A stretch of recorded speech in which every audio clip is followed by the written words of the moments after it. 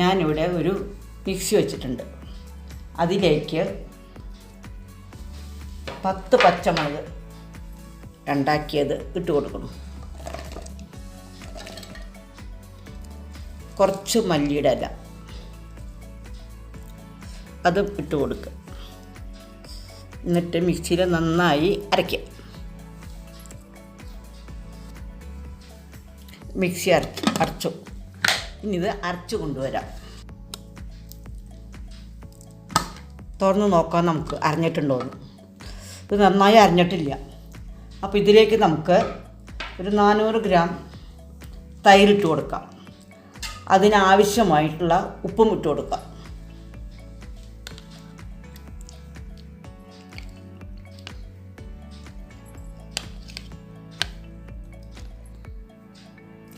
അതിലേക്ക് ആവശ്യമുള്ള ഉപ്പിട്ട് കൊടുക്കും.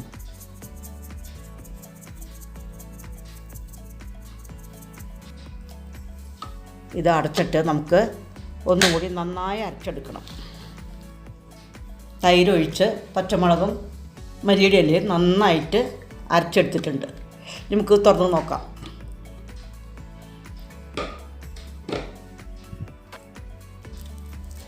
ഞാനിവിടെ ഒരു ബൗളിൽ 1 കിലോ ബോൺലെസ് ചിക്കൻ നന്നായി കഴുകി വൃത്തിയാക്കി വെച്ചിട്ടുണ്ട്. കഷ്ണങ്ങളാക്കി വെച്ചിട്ടുണ്ട്.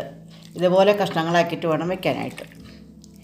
ഇതിലേക്ക് നമുക്ക് നേരത്തെ അരച്ചു വെച്ച തൈരും പച്ചമുളകും കൂടി ഒഴിച്ചു കൊടുക്കാം.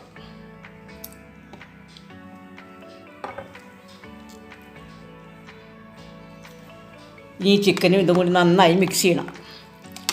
അതിനുശേഷം മിക്സ് ചെയ്തതിന് ശേഷം ഇത് ഒരു 3/4 മണിക്കൂർ നേരം ഫ്രീസറിൽ വെക്കണം.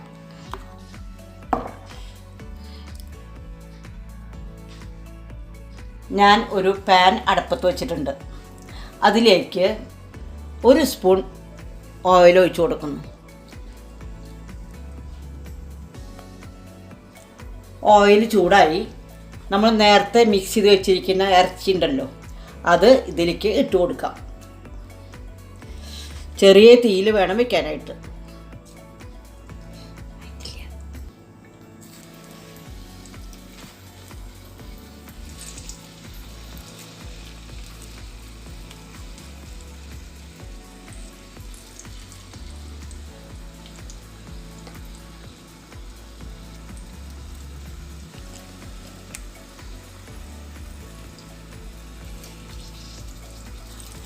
ഓരോന്നോരോന്നായി നമുക്കിതിൽ ഇങ്ങനെ ഇട്ട് കൊടുക്കാം.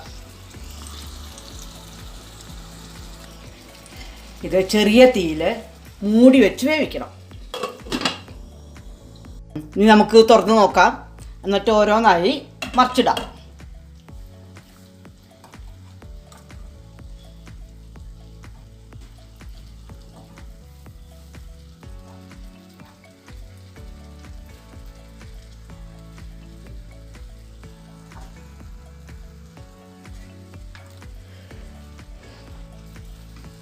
നമ്മളിതെല്ലാം മറച്ചിട്ടു. ഇനി മറ്റേ ഭാഗം വെന്ത് കഴിഞ്ഞാൽ നമുക്ക് എടുക്കാവുന്നതാണ്. ഒന്നും കൂടി നമുക്കിത് മൂടി വെച്ച് വേവിക്കാം. അപ്പോൾ നമ്മുടെ ചിക്കൻ ശരിയായിട്ടുണ്ട്. നമുക്കിനി തുറന്ന് എടുത്ത് നോക്കാം.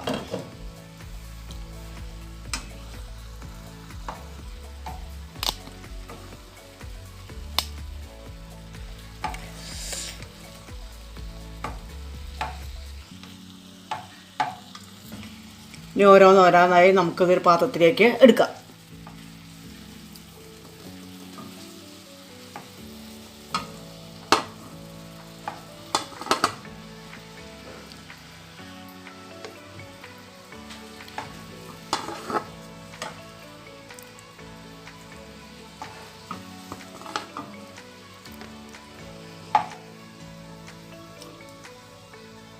ഓരോന്നോരോന്നായി എല്ലാം നമ്മൾ എടുത്തു കഴിഞ്ഞു.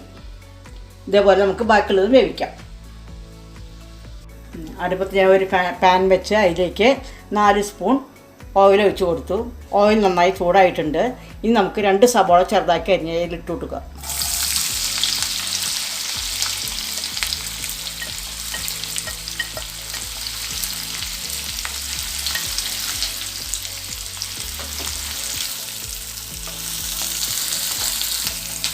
ഈ സബോള ഒരുവിധം വാടുമ്പോൾ അതിലേക്ക് വെളുത്തുള്ളി ചതച്ചിട്ട് കൊടുക്കണം.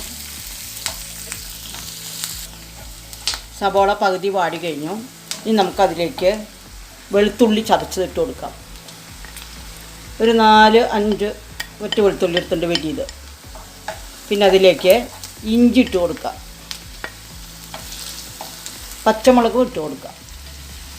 ഇനി നന്നായിട്ട് വാടണം.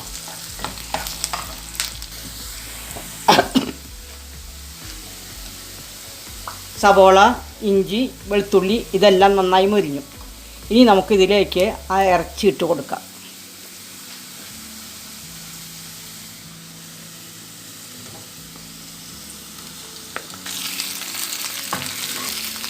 നന്നായി മിക്സ് ചെയ്യണം.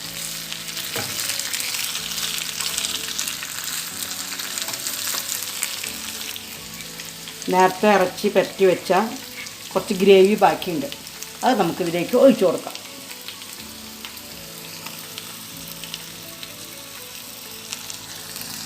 ഇത് നമുക്കൊന്ന് മിക്സ് ചെയ്യാം.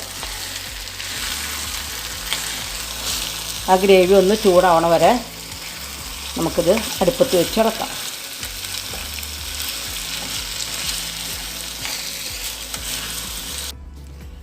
അപ്പോൾ നമ്മുടെ ഗ്രീൻ ചിക്കൻ ഫ്രൈ തയ്യാറായി കഴിഞ്ഞു.